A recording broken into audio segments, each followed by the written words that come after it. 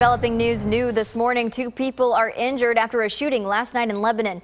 According to the Lebanon Democrat, a 33 and 37-year-old man were both shot just before 10 o'clock on Bluebird Road. And these 2 victims actually walked themselves to the University Medical Center about 10 minutes later. So far, their names haven't been released, and officers are currently talking to witnesses and trying to track down leads. If you have any information, you're urged to call the Lebanon police. We'll let you know if we learn anything more on this story.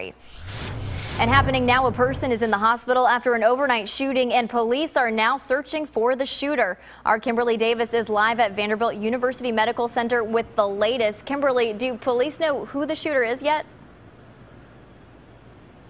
Rebecca, good morning. Police have a pretty good idea of who they're looking for, but they still need your help this morning. They have released a description of the shooter. The suspect is described as a black man with light skin, and they're saying this shooting may actually be drug related. Now, officers responded to the 100 block of Old Hickory Boulevard in Bellevue around 8 o'clock last night. And when officers arrived to the apartments, the Iroquois apartments, they're saying a man had multiple gunshots to his chest and his arm. That man was transported to the hospital, thankfully, with non-life-threatening injuries. And they're telling us this morning that information is limited, but if you have any information that could help police, give them a call at 615-74-CRIME. Again, the shooter is described as a light-skinned black man, and the shooting may be drug-related. For now, we are live in front of Vanderbilt University Medical Center. Kimberly Davis, News Channel 5. More trouble this morning at the Woodland Hills Youth Detention Center. The staff is now considering transferring 4 students after 3 separate fights. The first happened on Christmas Day around 6 p.m. We're told 4 students started a fight with another group of teenagers. Many of them received minor cuts and bruises. The next day, 3 students broke into a staff room and smashed phones, paperwork, and a DVD player. And 2 hours after that, 6 more students barricaded themselves inside a room. They broke chairs, a sprinkler head, air vents, even light fixtures. 2 staff members were also hurt by flying glass when a student shattered a window. Woodland Hills is no stranger to headlines. You may remember in 2014, 32 teens escaped and spent several weeks on the run. Back in August, DCS told us they're still looking for a new permanent replacement for the complex. The holiday shopping rush may be over, but shoplifters are still hard at work. Mount Juliet officials tell us that 2 women tried to return items they didn't buy, hoping to get away with almost $850 in cash.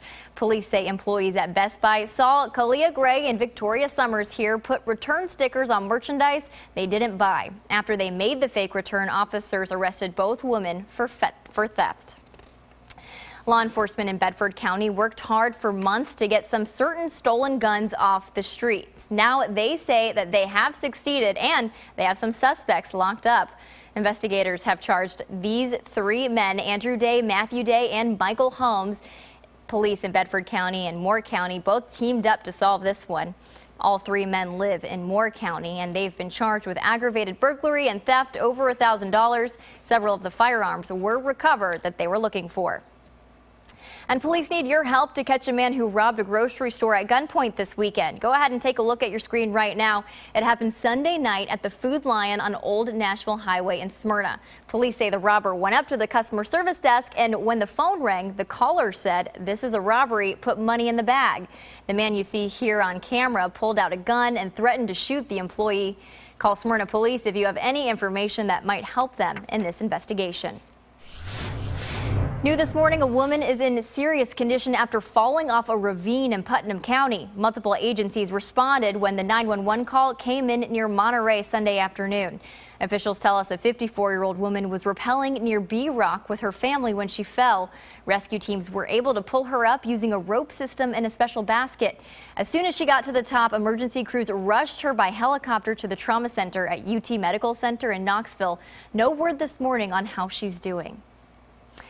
And most people take taxis to avoid a DUI, but this cab driver is accused of that very crime. Murfreesboro police tell us Tiffany Handley was pulled over for crossing over the double yellow line multiple times and slamming on her brakes. She was driving an Oldsmobile minivan for the company Classy Taxi at the time. The 35-year-old allegedly had prescription pills with her and failed a field sobriety test. Some heartbreaking news about a talented young swimmer from Nashville. Tate Ramsden died over the weekend while trying to attempt a major swimming accomplishment. It's called the 100. That's 4 laps across the pool without surfacing for air. Tate's sister was also at the Florida YMCA watching him swim when she noticed he wasn't moving. Lifeguards pulled him from the water and attempted CPR, but it was too late. Tate was a sophomore swimmer at Dartmouth. He went to school there on a scholarship after graduating from Montgomery Bell Academy. A visitation was held last night for one of the 3 Franklin teens killed last week. Adrian Williams died early Thursday morning when the car he was riding in went off Carter's Creek Pike and flipped in the creek. The car wasn't discovered until much later in the day. Williams, along with Nikel Whitson and Anissa Bourget, went to Centennial High School. Another visitation for Williams will be held today for an hour before the funeral begins at noon at Church of the City.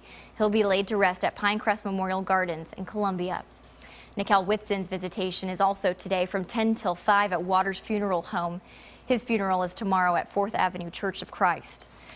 A celebration of life for Anissa Bourget will take place in the Centennial High School Performing Arts Center Thursday at 11 in the morning. And a candlelight vigil remembering all 3 of those students will be at the school tomorrow night at 7 p.m. Several GoFundMe accounts have been created to help their families with funeral expenses. You can find all that information on our website, newschannel5.com. New information in the search for a missing woman in southeast Tennessee. Take a look at this water right here. This is what parts of South Pittsburgh looked like on Christmas Day. Authorities say the woman somehow ended up in this creek that runs through that small town.